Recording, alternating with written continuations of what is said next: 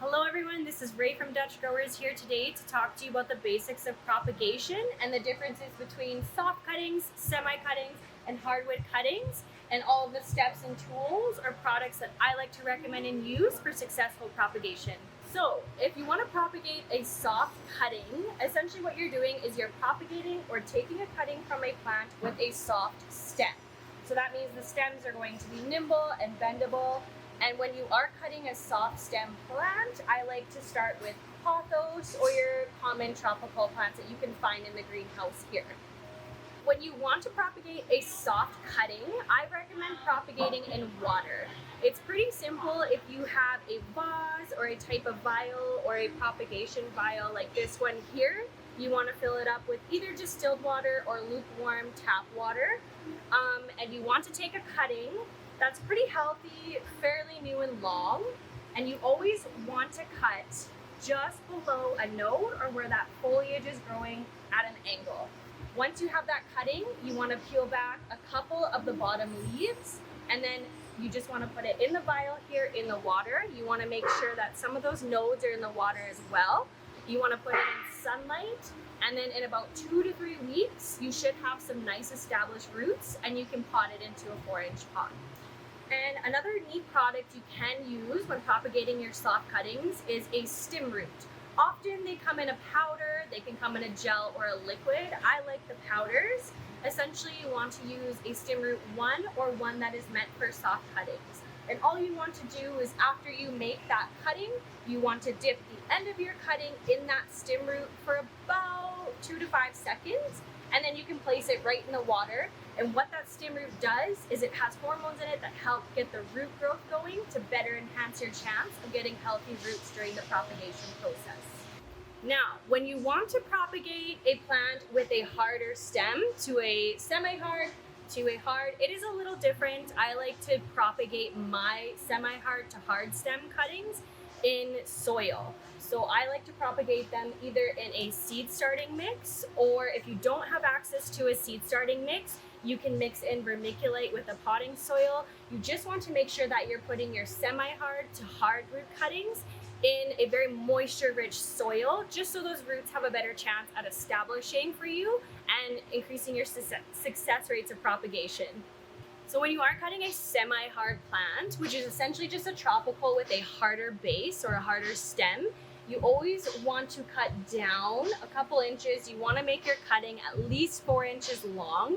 Now they don't have visible nodes, so you want to cut down, and you always want to cut at an angle, just again to increase your success rates of healthy roots going through the bottom there. So once you cut off at an angle, I like to recommend putting your cutting directly into a nice moist soil, and then to water that soil. You never want to saturate completely. You want to lightly mist until that soil is evenly moist. And then you just want to put it in some sunlight, and in about 3 to 4 weeks, you should start seeing new growth establishment in the roots. And a good indicator when you can repot your cuttings is once you start to see new growth growing from that cutting. So now we have our hardwood cuttings. So when you're cutting a hardwood cutting, I like to classify that as a tree cutting to a hard stem cutting. So you can use your lemon trees, or you can even propagate trees from outside.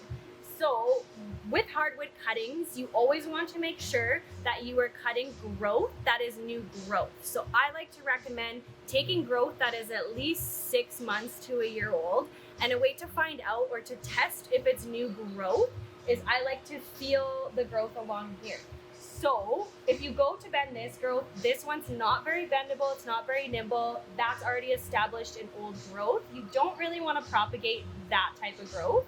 You want to go for growth that is similar to this. So it's nice and bendable, it still has a bit of strength to it. That's a perfect ideal example of where you want to propagate and cut for hardwood cuttings on your citrus plant or any of your other hardwood cutting plants that you want to propagate. So when you found the ideal growth on your plant that you want to cut from your hardwood cutting, again, you want to make the cutting at least 6 inches long. And you always want to cut underneath a node or leaves there. And you always want to cut up at an angle, again, just to increase your success rate of proper root growth when you're propagating. Once you have that cutting, you want to peel back the leaves till there's at least 2 or 3 pieces of foliage. And again, I always recommend sticking your hardwood cuttings into a really moist soil. You can use a planter's pot or you can pot it in eco-coir as well.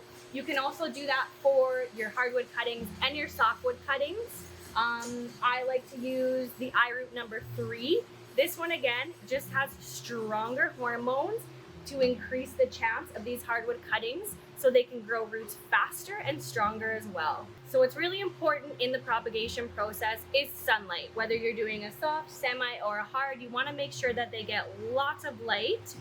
So if you don't have access to a really bright south-facing window, or say you live in a basement suite or a condo, you can also propagate under grow lights. So you can put any one of your cuttings under a grow light, whether you're propagating in water or soil, and you just want to make sure that they have that light on them for at least 8 hours a day, and then you can have healthy, successful propagation roots that way as well. So oftentimes when you are propagating, sometimes you can run into problems like mushy roots. I find I get mushy roots if I'm not changing my water out correctly. So I like to recommend using distilled water to lukewarm water when you first put those propagation clippings into water. And a good thing is to always keep an eye on your water. Make sure that you're switching it out weekly. Sometimes you may need to do it sooner. You always want to make sure that there's no sediments or dust building up in that water, and that'll ensure that your roots should stay and grow nice and firm also.